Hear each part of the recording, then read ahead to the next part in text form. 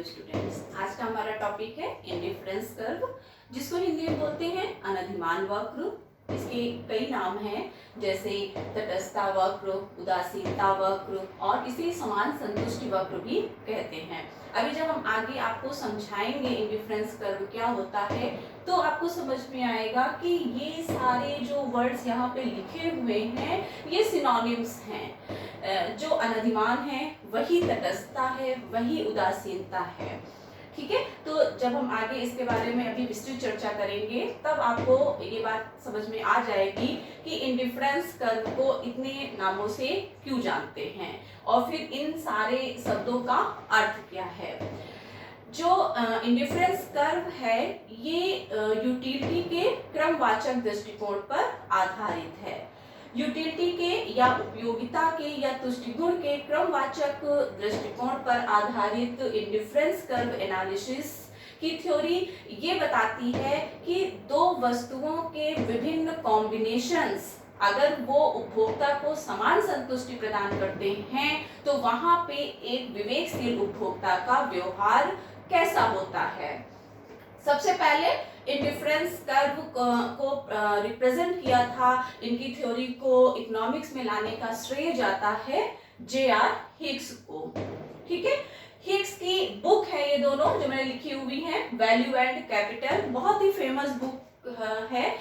जैसे जैसे आप इकोनॉमिक्स पढ़ेंगे, आप आगे बढ़ेंगे, आप देखेंगे कि हिग्स की बहुत सारी थ्योरी हैं जो इकोनॉमिक्स में हैं।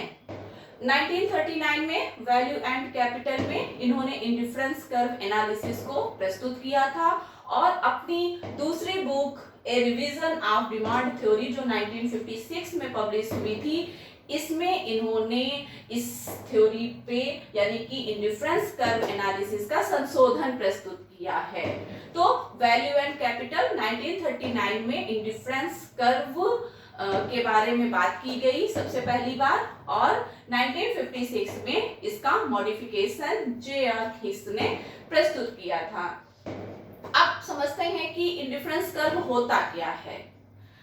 इंडिफरेंस कर्व इंडिफरेंस शेड्यूल यानी कि अनधिमान तालिका को जब हम डायग्राम में रिप्रेजेंट करते हैं तो इंडिफरेंस कर्व हमें प्राप्त होता है। अगर हम परिभाषा के रूप में बात करें, मीनिंग की बात करें, तो इंडिफरेंस कर्व दो वस्तुओं, हम मान सकते हैं कि दो वस्तुएं हैं x और y। दो वस्तुओं के वो विभिन्न संयोग होते हैं, विभिन्न कॉम्बिनेशंस होते हैं जो उपभोक्ता को समान संतुष्टि प्रदान करते हैं। क्योंकि प्रत्येक संयोग उपभोक्ता को समान संतुष्टि प्रदान करता है, इसलिए उपभोक्ता के लिए ये तटस्थता की बात होती है, ये उदासीनता की बात होती है कि उसे विभिन्न कॉम्बिनेशंस में कोई भी कॉम्बिनेशन प्राप्त हो जाए। अगर एक एग्जांपल से इसको समझें तो मान लीजिए दो वस्तुएं हैं, हम एक्स वाई का एग्जांपल बाद में लेते हैं। मान लीजिए एप्पल है और ऑरेंज है। एक एप्पल है और 10 ऑरेंज हैं। एक बास्केट में रखा है एक एप्पल 10 ऑरेंज, दूसरी बास्केट में रखा है 2 एप्पल और मान लीजिए 7 ऑरेंज हैं। तीसरी बास्केट में रखे हैं 3 एप्पल और मान लीजिए 4 ऑरेंज है। वो तीनों रखे हुए हैं और आपसे कहा जाए कि इनमें से आपको कौन सा लेना है, तो आप कहो कि ठीक है, एक एप्पल है 10 ऑरेंज हैं, 2 एप्पल हैं और 8 या 7 ऑरेंज हैं, जो भी कॉम्बिनेशंस हैं। और आप अगर ये कहते हैं कि कोई भी दे दो, मतलब आप कहते हैं कि इन तीनों बास्केट्स में आप कोई भी हमें दे दीजिए, हमारा कोई प्रेफरेंस नहीं है इन तीनों बास्केट में, चाहे आप पहली बास्केट दे दीजिए चाहे आप तीसरी दे दीजिए, तीनों से हमें समान यूटिलिटी या समान संतुष्टि प्राप्त हो रही है, तो वहां पे आपने अपना अनधिमान, एक होता है अधिमान जिसको इंग्लिश में बोलते हैं प्रेफरेंस। प्रेफरेंस होता है कि तीन चीजें हैं और आपने एक पे उंगली रख के कहा कि ये तीनों पसंद हैं लेकिन इसको मैं प्रेफर करूंगी, मतलब लाइक मोर, इसी के लिए वर्ड है प्रेफरेंस। अगर आपने तीन में एक पे उंगली रख के कह दिया कि तीनों पसंद है बट आई लाइक दिस, तो वहां पे आपने ये कहा कि तीनों मुझे पसंद हैं बट मैं प्रेफरेंस दे रही हूं इसको, तो वहां वो होता है अधिमान। लेकिन अनधिमान जस्ट अपोजिट, यानी कि तीनों पसंद हैं और हम कोई भी प्रेफरेंस नहीं दे रहे हैं, चाहे पहली वस्तु मिल जाए, चाहे दूसरी मिल जाए और चाहे तीसरी मिल जाए। तो अगर तीनों बास्केट्स में आप किसी को भी प्रेफर नहीं कर रहे हैं, आप कहते हैं चाहे ये दे दो, चाहे वो दे दो, चाहे वो दे दो, तीनों हमारे लिए बराबर है, तो इसका मतलब हुआ कि आपने कोई प्रेफरेंस नहीं दी, आप तीनों के लिए न्यूट्रल हैं, कोई भी आपको मिल जाए वो आपके लिए बराबर की बात है। तो अब आप इन वर्ड्स को देखिए, अनधिमान कोई प्रेफरेंस नहीं है, तटस्थ है आप, इंडिफरेंट हैं, मतलब हमें कोई फर्क नहीं पड़ता है कि हमें कौन सी बास्केट मिल रही है फ्रूट्स की। उदासीन है, उदासीनता तभी तो होती है जब हमारी कोई प्रेफरेंस नहीं है, मतलब हम बिल्कुल उदासीन हैं, ठीक है। समान संतुष्ट इसलिए कहते हैं क्योंकि तीनों बास्केट आपके लिए समान रूप से उपयोगी हैं। तो इंडिफरेंस कर्व एनालिसिस ये बताता है, इंडिफरेंस कर्व की थ्योरी ये कहती है कि दो वस्तुओं के वो विभिन्न कॉम्बिनेशंस जो उपभोक्ता को समान संतुष्टि प्रदान करते हैं, और क्योंकि विभिन्न कॉम्बिनेशंस, विभिन्न संयोग उपभोक्ता को समान संतुष्टि प्रदान करते हैं, इसलिए उपभोक्ता के लिए ये तटस्थता की बात है, ये उदासीनता की बात है कि उसे विभिन्न संयोगों में कोई भी संयोग प्राप्त हो जाए, ठीक है। अब हम पहले एक इंडिफरेंस शेड्यूल खींचेंगे और फिर उसी को हम कर्व में लाएंगे, तो आपको समझ में आएगा कि इंडिफरेंस कर्व क्या होता है। जब आप अपने नोट्स बनाना स्टार्ट करेंगे तो ये सारे वर्ड्स आप वहां जरूर लिखेंगे, क्योंकि कई बार होता है कि हम कंफ्यूज हो जाते हैं कि ये सब एक ही हैं या अलग अलग हैं, लेकिन इंग्लिश में एक ही वर्ड आता है, इंडिफरेंस, ठीक है। और आप जब शुरुआत करेंगे नोट्स की तो आप हिस्ट्री के रूप में लिखेंगे कि जे.आर. हिक्स ने सबसे पहले इस थ्योरी को दिया अपनी इस बुक में, और फिर इस बुक में इसमें संशोधन प्रस्तुत किया है। मैंने लिखा भी है, देख लीजिए आप, various combination of two goods that give the same utility to the consumer, विभिन्न दो वस्तुओं के विभिन्न संयोग जो उपभोक्ता को समान संतुष्टि देते हैं, वही है इंडिफरेंस कर्व, ठीक है। अब हम एक इंडिफरेंस शेड्यूल ड्रा करते हैं और फिर उसी शेड्यूल को हम डायग्राम में रिप्रेजेंट करेंगे, तो आपको समझ में आ जाएगा कि इंडिफरेंस कर्व क्या है। इंडिफरेंस कर्व का जो चैप्टर है वो काफी बड़ा चैप्टर है, क्योंकि हम इसमें अभी आगे बहुत सारे सब टॉपिक्स पढ़ेंगे। तो पहले हम यहाँ पे बात करते हैं इंडिफरेंस कर्व। देखिए, हम मान लेते हैं कॉम्बिनेशन, फिर कमोडिटी, ये आप पूरा भी लिख सकते हो, कमोडिटी एक्स, कमोडिटी वाई, और यहां पे आप लिख सकते हो यूटिलिटी, ठीक है।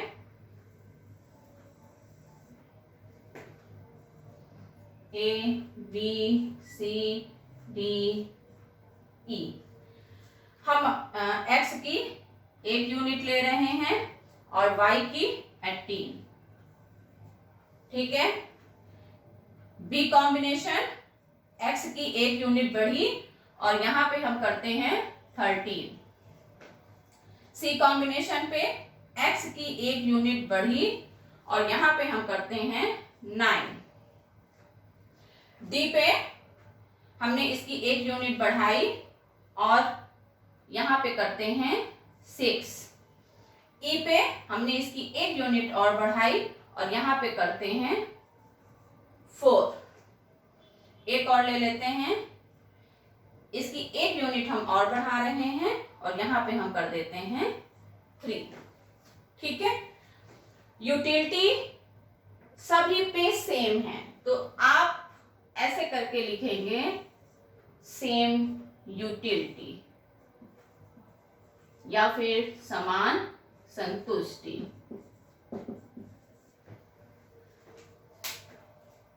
विभिन्न कॉम्बिनेशन, अभी जो हम डिफिनीशन में बात कर रहे थे, various combinations of two goods और ये है वेरियस कॉम्बिनेशंस। अगर इस कॉम्बिनेशन की बात की जाए, आप यहाँ प्लस प्लस साइन भी लगा सकते हो।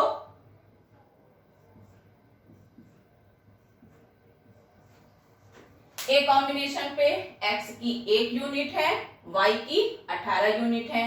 बी कॉम्बिनेशन पे x की 2 यूनिट है, यानी कि 1 यूनिट बढ़ी और y की 5 यूनिट घटी। तो इसका यही तो मतलब निकल के आता है कि x की 1 यूनिट बढ़ने से जितनी उपयोगिता बढ़ेगी, अगर किसी वस्तु की मात्रा बढ़ेगी तो उपयोगिता बढ़ेगी।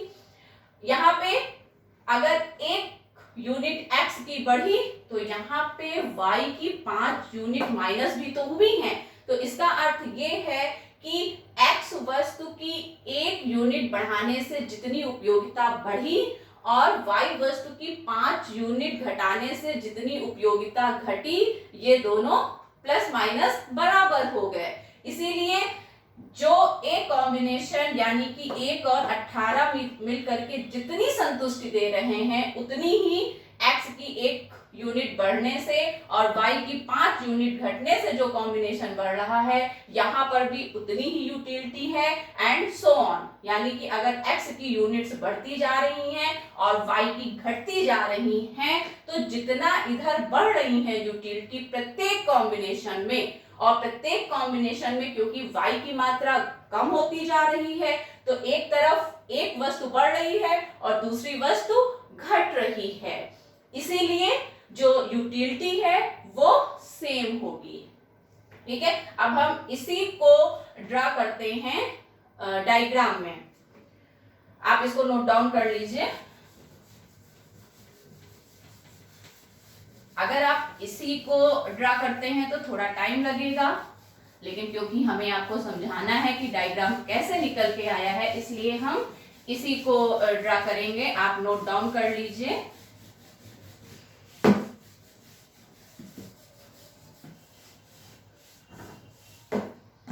इंडिफरेंस कर्व 2 वस्तुएं, यानी कि इसका जो डायग्रामेटिक रिप्रेजेंटेशन है,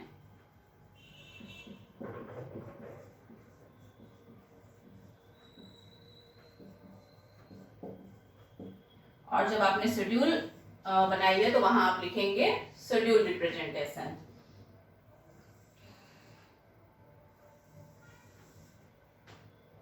ओ एक्स वाई, एक्स अक्ष पे हमने दिखाया है कमोडिटी एक्स को और वाई अक्ष पे हम दिखा रहे हैं कमोडिटी वाई को। जो हमारा ए कॉम्बिनेशन था, अब यहाँ पे हम यूनिट्स चाहे तो लिख सकते हैं। ठीक है, चलिए पहले लिख लेते हैं। हालांकि क्योंकि ना एग्जाम में इतना टाइम होता है और ना ही इतना होता है कि हम शेड्यूल पहले लिखें और उसी को ड्रा करें, लेकिन क्योंकि यहाँ पे हमें आपको अभी बिल्कुल फर्स्ट टाइम समझाना है, इसलिए हम आपको वैसे ही समझा देते हैं। एक्स की यूनिट जो थी वो 6 तक गई थी, तो यहाँ पे हम 1 2 3 4 5 6, और वो क्योंकि 18 तक थी इसलिए हम 2-2 के कॉम्बिनेशन ले लेते हैं। 4 6 8 10 12 14 16 और 18। ठीक है, ये हमारा वाई का जो मैक्सिमम फिगर होता है उसको हम डिवाइड कर लेते हैं। आप 5-5 में भी कर सकते हो, आप 2-2 में भी कर सकते हो, और आप 1 से 18 तक भी लिख सकते हो। लेकिन जब आप 1 से 18 तक लिखेंगे तो वो बहुत ऊपर तक चला जाएगा। अब जो ए कॉम्बिनेशन था वहां पे एक्स वस्तु की 1 यूनिट थी, यानी कि ये, और वाई की 18 यूनिट थी, तो ये 1 और इसकी 18, यानी कि जो कॉम्बिनेशन एक था वो समथिंग यहां है। ठीक, दूसरे में क्या था, जो बी कॉम्बिनेशन था, इसकी 1 बढ़ी और यहाँ पे हम 13 पे थे, तो 12 और 14 के बीच में समथिंग यहाँ ये 13 हो गया आपका। ठीक है, तीसरे में क्या था, यानी सी कॉम्बिनेशन में इसकी 1 यूनिट और बढ़ी और हम 9 पे थे, यानी कि 10 के थोड़ा सा नीचे, तो ये हो गया। ठीक है, चौथी यूनिट में हम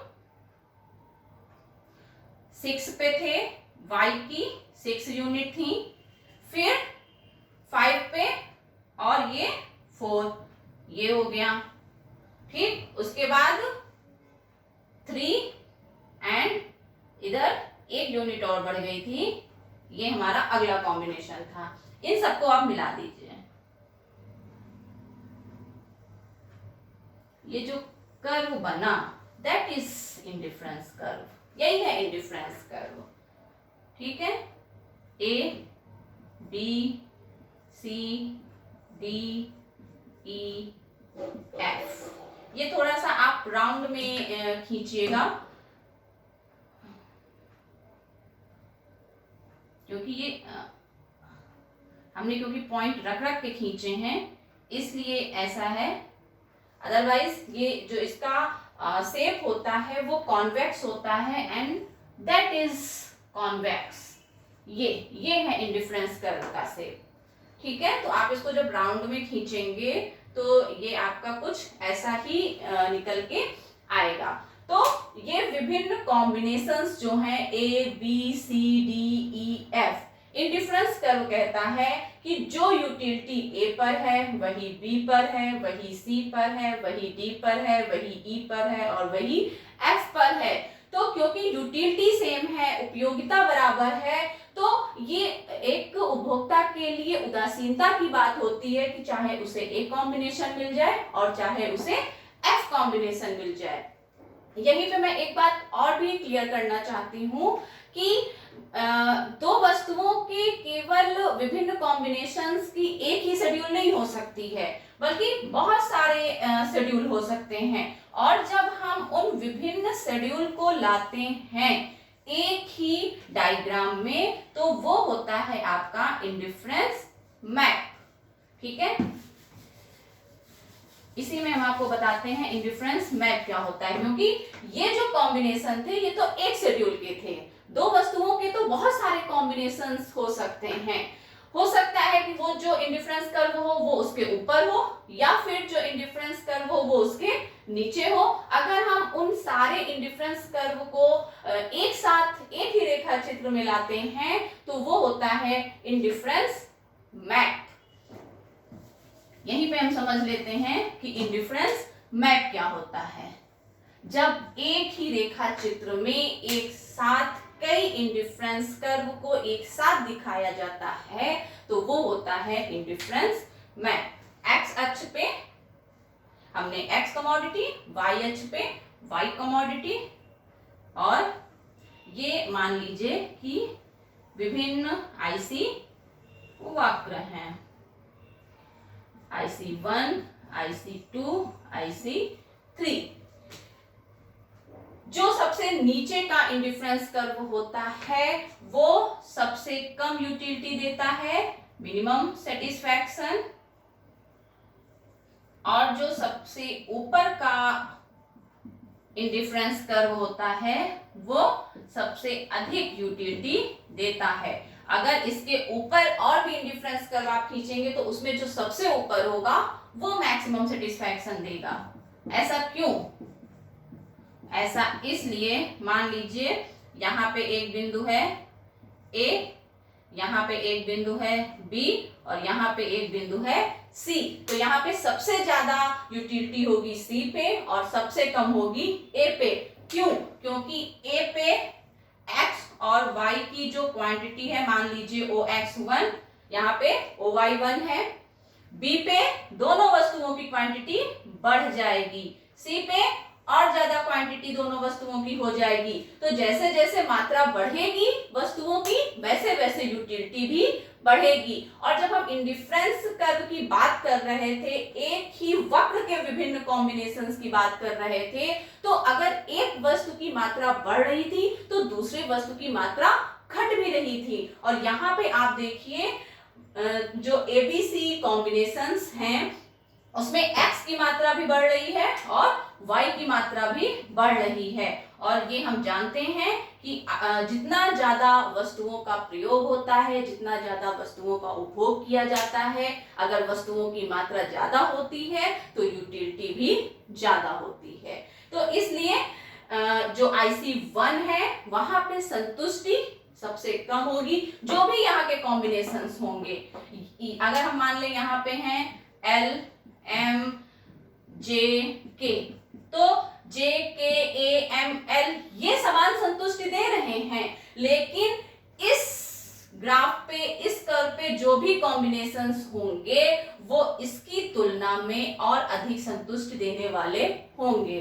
जितना ऊपर का उदासीनता वक्र होगा उतना ज्यादा सेटिस्फैक्शन होगा, क्योंकि वहां पे दोनों वस्तुओं की अधिक मात्रा का उपभोग हो रहा होगा। Indifference curve, indifference schedule, indifference curve का diagrammatic representation and what is indifference map, इतना हमने आपको इस वीडियो में बताया है। नेक्स्ट वीडियो में हम बात करेंगे characteristics of indifference curve. Thank you very much.